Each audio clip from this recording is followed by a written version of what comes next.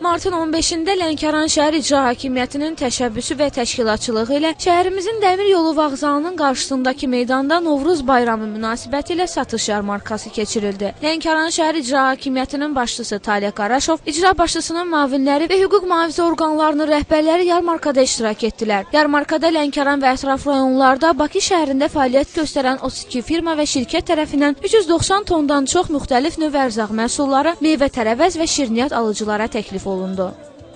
Şəhər İcra Hakimiyyəti bütün bayramlarda olduğu kimi bu gün də Novruz bayramı ilə əlaqədar rayonda ənənəvi olaraq bayram yarmarkasını təşkil etmişdir.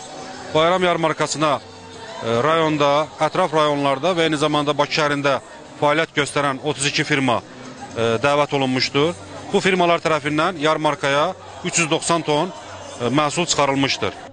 Qeyd edək ki, bayram ərəfələrində Lənkəranda belə yarmarkaların keçirilməsi artıq mütəmadi xarakter alıb. Yarmarkaya çıxarılan məhsullar bazar qiymətindən 25-30% aşağı idi. Bayram bazarlığına gələnlər qiymətlərin sərfəli olmasından, malların keyfiyyətindən və çeşidindən razı qaldılar.